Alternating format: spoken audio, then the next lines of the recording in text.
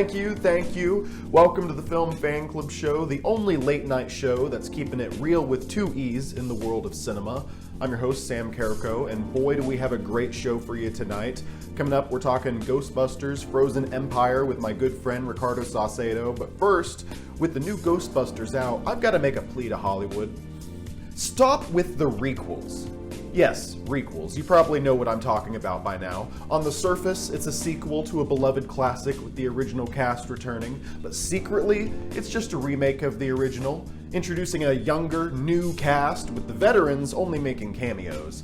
Like that friend who promises to bring a famous celebrity to your birthday party only to show up with their cousin who only once appeared as an extra on a soap opera. It's disappointing, to say the least. Take Star Wars The Force Awakens, for example.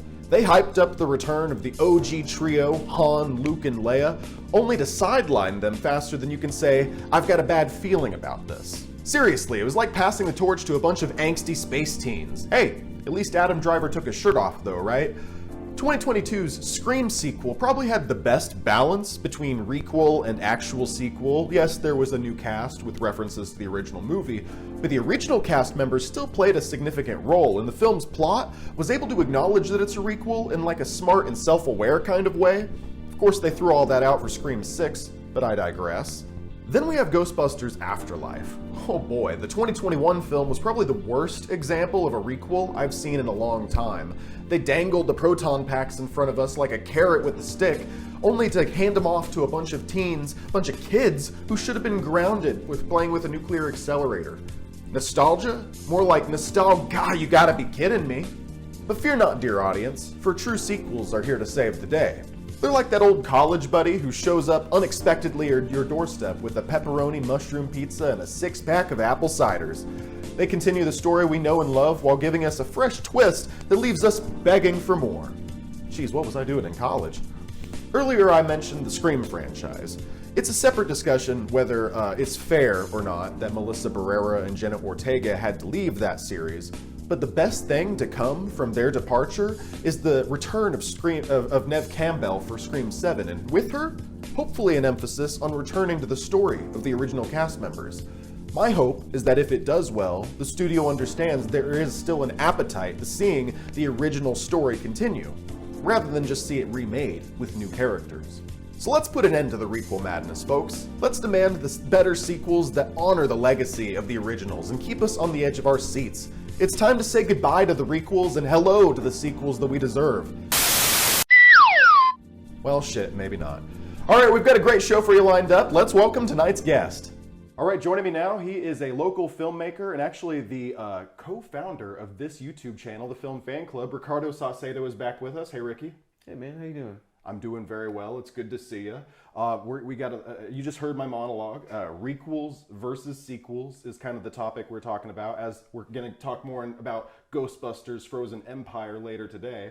But requels versus sequels, man. What do you think about this kind of trend? I personally hope it stops soon. And what do you think about it? And do you think it'll stop soon? Yeah, it definitely needs to stop soon. We need to see more original work out there. But speaking about your monologue, I had no idea that Neve Campbell is going to be in Scream 7, so that's actually got me really excited for that. Yeah, I'm excited. I love the Scream movies, and we were just talking about them before we started rolling, Scream 5 is a good movie. Scream 6 abandons the original cast, and I thought that was a step in the wrong direction. It kind of fell into that. Scream 5 is like a self-aware, requel. It knows what it's doing with the concept. Scream 6 kind of felt like a little bit more of a caricature. And then Scream 7, I hope, if they do an actual sequel that just focuses on Neve Campbell and some other returning characters, maybe Courtney Cox as well, and is actually their story. Hopefully it shows Hollywood, the audiences are still like, no, we want to see the original cast, It's a shame Dewey can't come back.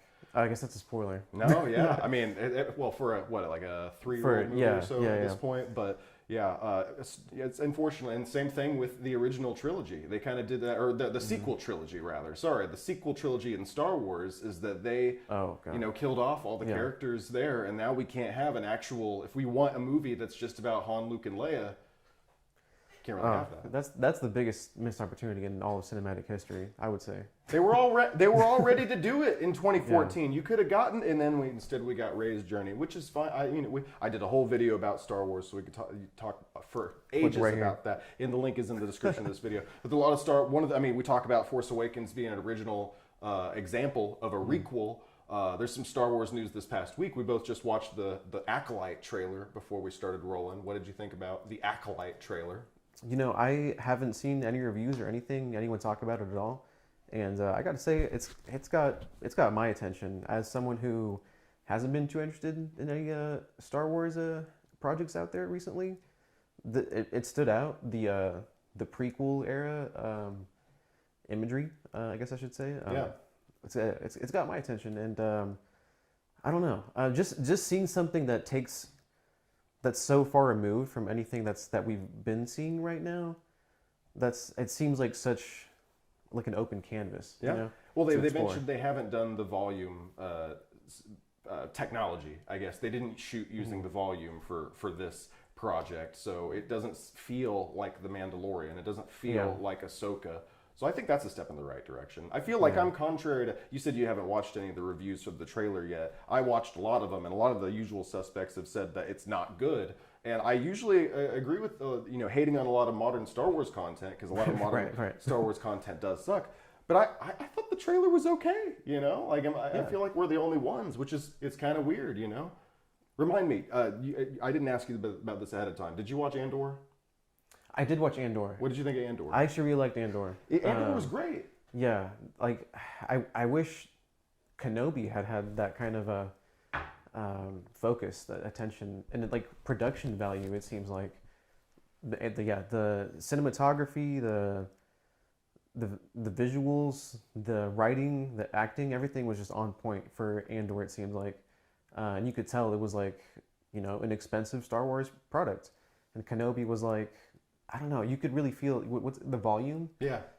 It just looked, Those are great two great examples. Yeah, Kenobi does not feel lived in. It feels too clean. Everything feels like it's on one stage. Andor feels like it's lived in, like they're actually going to different planets, and I appreciate that. And I hope that the Acolyte is a step in the right direction. Some people have hated on it, like I keep mentioning. The Amandla, the main character, the bad Sith lady, she was in the movie Bodies, which I thought was a fun movie. So I'm excited to see her as a Sith, and I'm excited to kind of maybe see the origin of the Sith ? Because that's kind of what we wanted from the sequel trilogy. Not necessarily the origin of the Sith, but the idea that the Sith are outnumbered by the Jedi.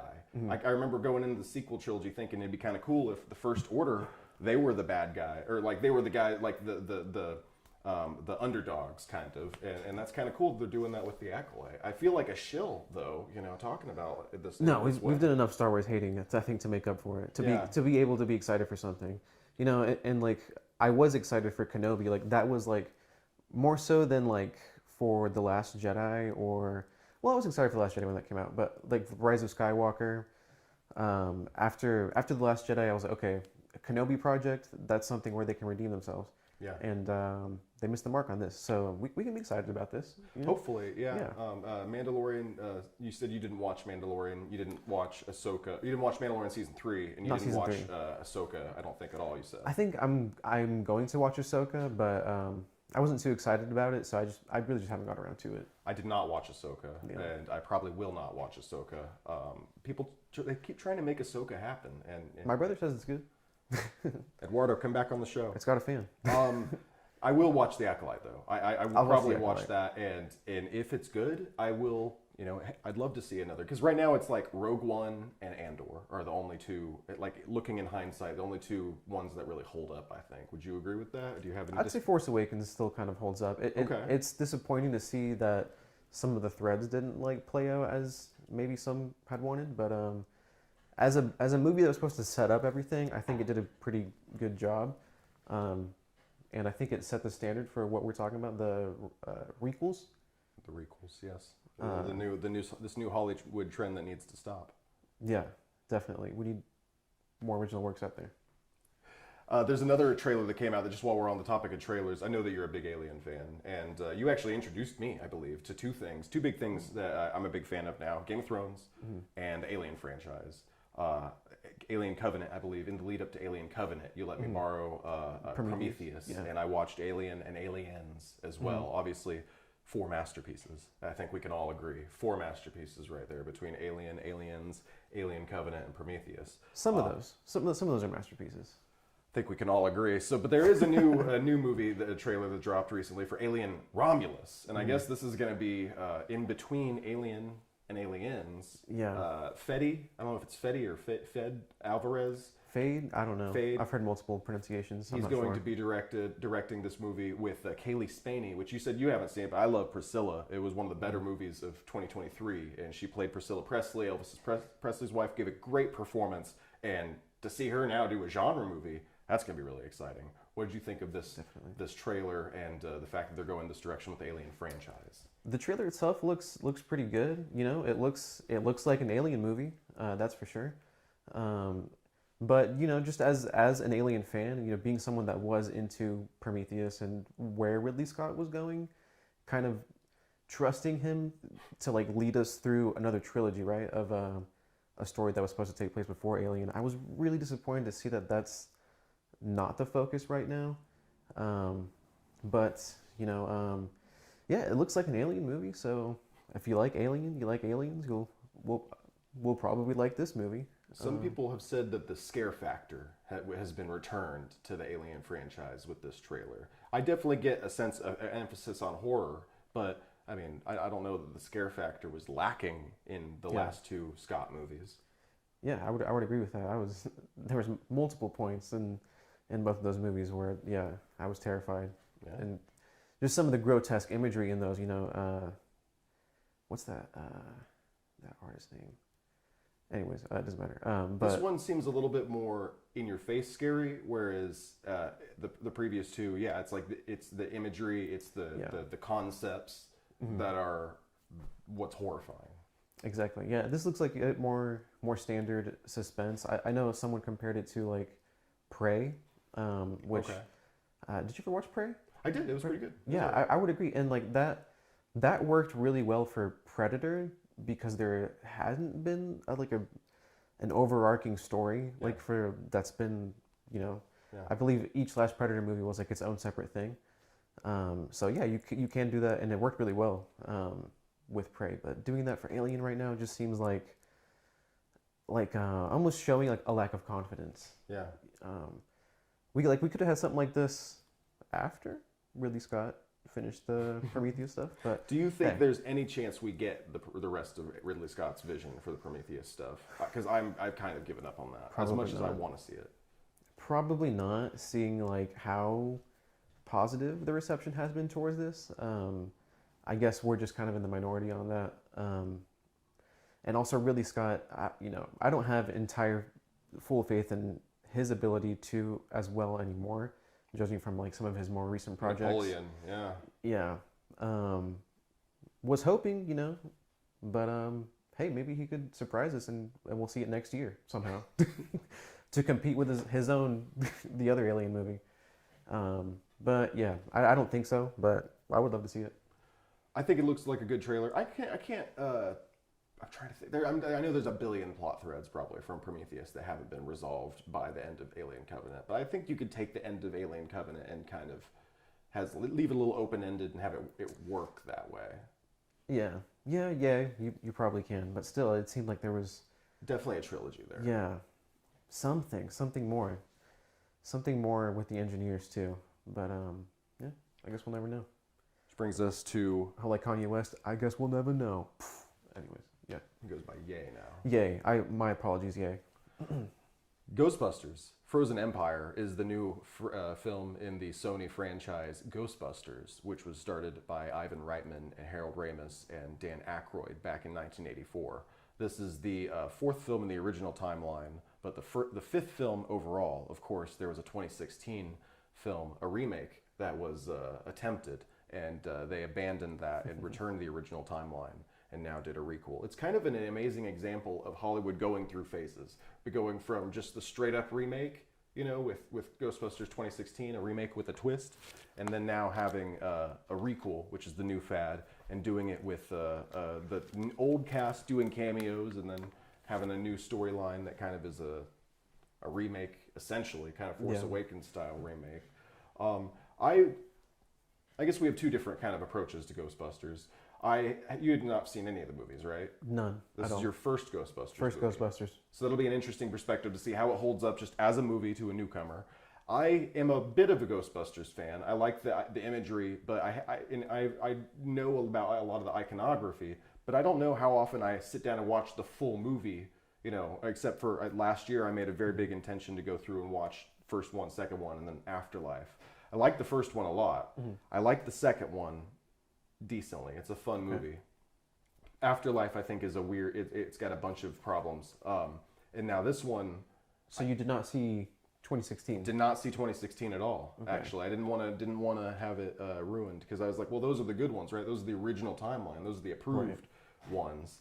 And I think now, having seen Frozen Empire, I don't think there should have ever been a sequel to Ghostbusters in any capacity. Just at all. Yeah, at all. And because we watched Frozen Empire yesterday, I had the time this morning, to rewatch the original, and the original is so good. Like, to me, Ghostbusters isn't the suits. It's not the cars or the firehouse or the photon. It's the chemistry between Harold Ramis and Bill Murray and Dan Aykroyd. Right, the four original actors. Yeah, and it's like a play. And I often try, and people ask, like, do you miss this? Do you miss that? And I'm like, well, I miss the experience, but that experience is over. You can't go back to.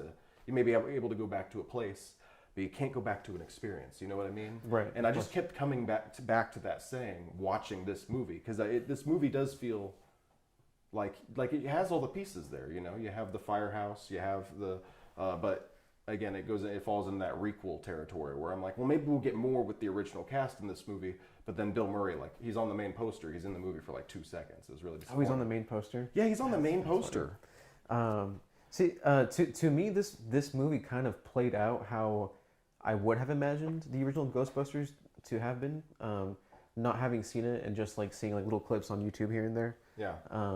This feels like kind of like, let's do Ghostbusters again, more so than Afterlife. Yeah. Like some of the trailers of Afterlife, that looked at least a little more, I guess, avant-garde or different, at least for the Ghostbusters franchise or what I associate with Ghostbusters. Should I watch Afterlife? I would just say the only good Ghostbusters movie is the first one. So okay, yeah. So just watch that one. Yeah. Which I will. I'm gonna watch the first one, the original one, and maybe Ghostbusters 2. Yeah, we'll see how it goes. It's still a funny comedy, yeah. But comedy sequels, you know. But yeah, this seems like. So what would be like the differences between this and the original Ghostbusters, like in terms of like an overarching how a story plays out, like.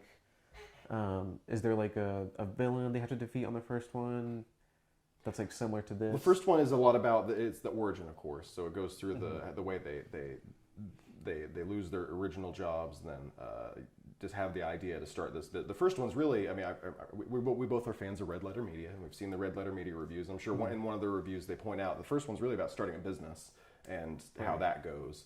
And so you get a lot of that, and then by like.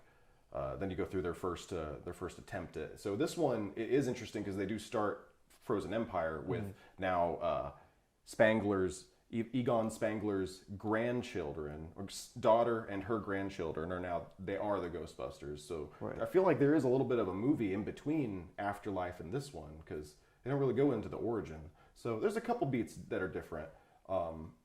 It still feels very similar though in like in the overall structure.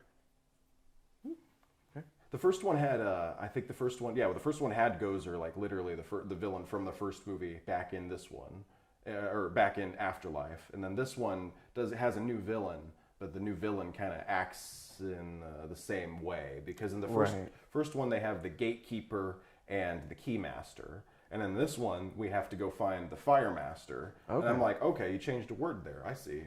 You have to find, you know. But you could see how the people who wrote this movie watched the other one. They're like, all right, we'll just do that, you know. And this is Ghostbusters, not Dungeons and Dragons. That's exactly right. Yeah. Keymaster, Blade Master, Gatekeeper. Right.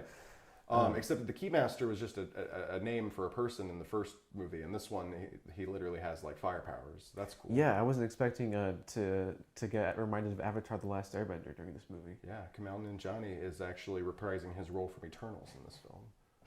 Nobody understood that reference because nobody saw Eternals. I did not see Eternals. I watched it on Disney Plus, TM. Oh, you actually saw it? I did eventually, like a year later. So yeah, any more thoughts? Just kind of as a new one, I guess, is this movie worth? I did not. I think you said yesterday that you had mixed feelings on it. I walked out of it and I felt like a party pooper because I was very negative on it. How have you kind of, over the 24 hours, how has your opinion kind of changed a little bit? Yeah, or stayed the same? I think I would settle like giving it like a 6 out of 10. It's a fun time. There was kids that were, they were laughing during the movie. So, if you're going to take your kids out, maybe it's a movie to go see. There's Ghostbusters stuff on it. So if you like Ghostbusters, you might like it. I guess you might not like it if you're. I'm just letting you go.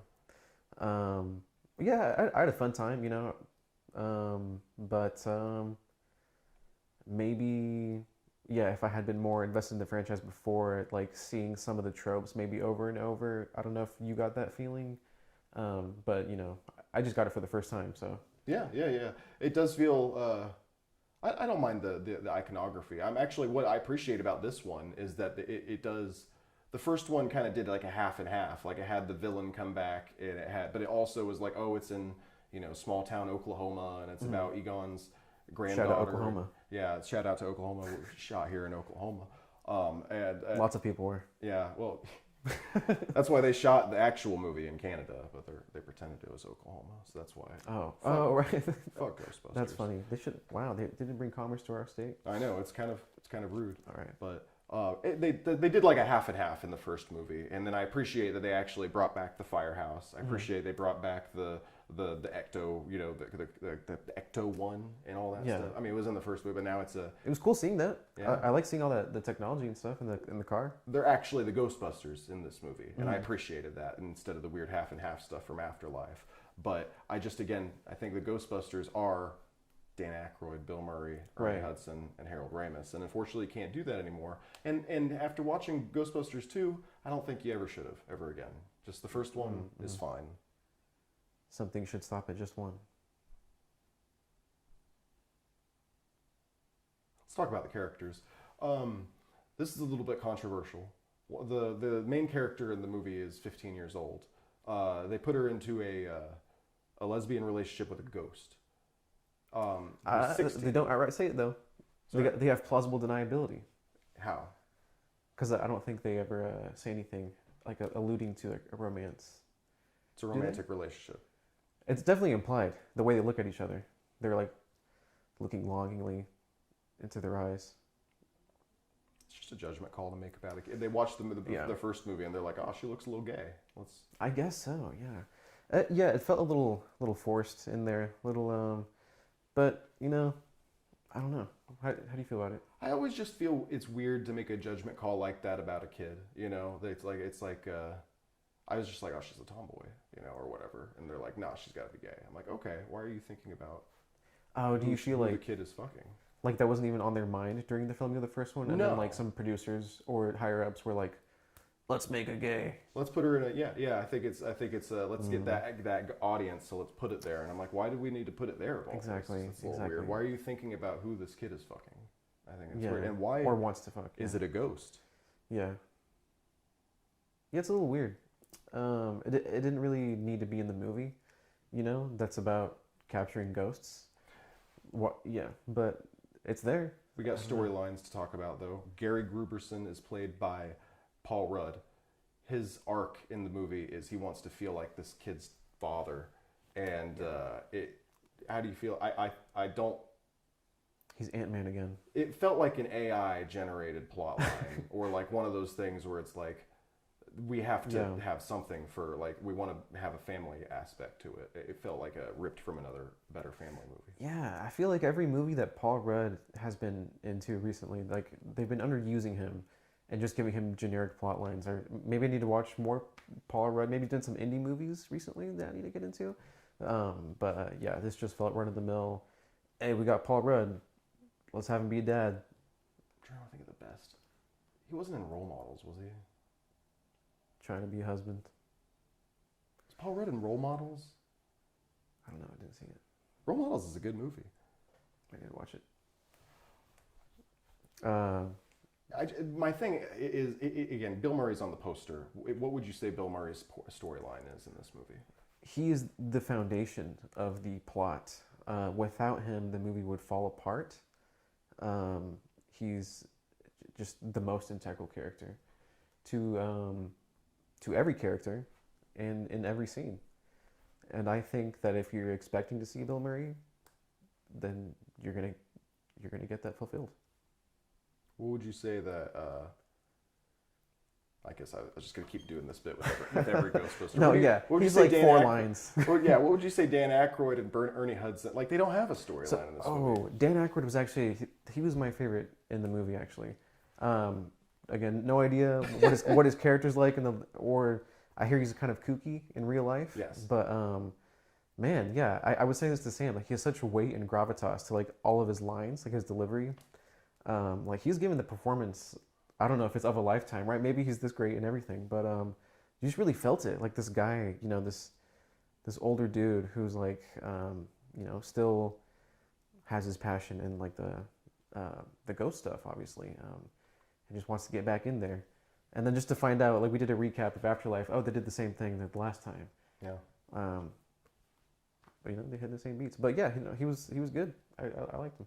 It is very repetitive. I wonder how many times they can do this. Will they make another Ghostbuster where it's like all of them show up at the end, and and it's like, look, and at a certain point it's like, why aren't you guys just And it's funny now that in this movie Ernie Hudson is saying like, what are you doing? Still like doing this crap? And then like, yeah, you just did this a second ago. What do you mean?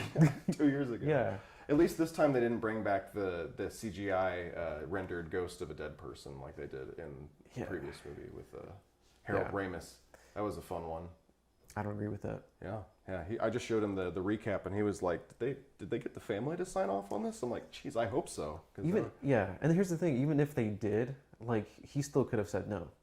Yeah, he wasn't there to make that decision. It's like, just a little weird. And then just knowing that, like, these are creative people back in the day when they made the original Ghostbusters movie. They weren't thinking about, like, the movie is like a commentary on franchises and big IPs and stuff like that. That's what the original, again, you'll find this out when you watch it, but the original is making fun of all that stuff. And the fact that now that Sony comes in and is like, oh yeah, let's make like 3 sequels to this, and it's like, sponsored by Cheetos. So, oh my God, can we talk about the product placement in this movie? Let's talk about it. So let's list them off. There's Cheetos, there's Oreos, I think there's PlayStation. I think it was a Sony like CD player of some kind. There was a bunch of other ones though. I want to say there was a car company as well. Yeah, I don't know. The Cheetos is what really stuck out to me the most. I felt like they were in every other scene. Just from the amount of seeing all the Cheetos bags, you were like, oh, okay. He goes, did you eat all the snacks? And it's a bunch of Cheetos, and they got to catch Slimer's in this movie for no reason. Like, Slimer's is from the original movie, and in Afterlife they had a counterpart called Muncher, and this one they're like, no, fuck it, let's just bring Slimer back. Why is Slimer there? I don't know. They captured him in the first movie. Why would he be there now? I don't know. He's just there. Oh, so he was supposed to be in the containment unit thing? He should have been. Oh, he wasn't there. He just leaked out. That's kind of a major flaw in there. Yeah. What if the new guy comes out? If Slimer came out? They caught Slimer with Cheetos. Okay. Caught red-handed. Why didn't they just do that? Writing. Why didn't they just do that in the first movie? Finn Wolfhard is from Stranger Things and doesn't have any really arc in this movie. He's there from the first movie, and it seemed like they didn't really know what to do with a lot of the characters. Well, he's 18. He's an adult now. That was a funny joke. It was a joke? I mean, I think so. I think he was just saying. It was like a loophole for him to be able to work on the team. Right. Yeah, he had zero arc. Very static character. Podcast had more scenes. Our favorite character, Podcast. Yeah. I just found out his name was Podcast. One thing I noticed this while I was watching the movie, and some of the transitions in the cinematography were okay. There's a moment whenever they have the camera outside the the firehouse looking into 2 windows. You could see into 2 rooms, and you see the mom go from one room, Oh, that's pretty cool. and then go back to the other room, and then she goes downstairs, and the camera still outside follows downstairs, and then goes in. Yeah. And I'm like, that was a fun. The cinematography's okay. Technically, I can see some creative people work behind the scenes and set up the shots in ways that are fun. Shot composition is cool occasionally, but these are very basic things.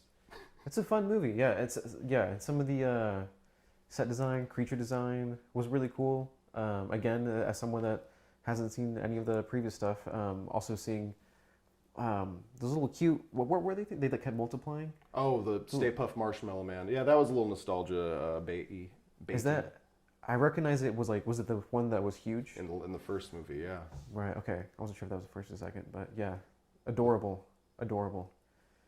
Good stuff. Sony may be The worst company. the worst studio. The Spider-Verse movies are such anomalies. It's so weird how they're actually good, because everything, like Madam Web, we had Madam Web a couple of weeks ago, and now we have this. I don't know what else to look forward to, but Craven the Hunter is going to be I can't wait to not watch that. masterpiece. Make sure you like and subscribe, because we'll be covering that eventually. Ding dong. I like it whenever YouTube videos have the little sound. Yeah, because it's always it's like they don't have it mixed correctly. So Yeah. Oh, I hate it when it's super loud. Oh, sometimes I see like knockoff CinemaSins videos, and like the ding. Yeah, it's they way have it too like loud. super loud. They and don't it's know how like, to do it. Oh my god. Yeah, honestly. Yeah. Anyways. Ghostbusters Frozen Empire was not a good movie. I didn't like it that much. I feel like an asshole shitting on It was alright. I like Ghostbusters. It's also probably because Ghostbusters just did not need a sequel in the first place. Although Ghostbusters 2 is fun. Probably not. And I probably would have rather had seen the first one on the big screen.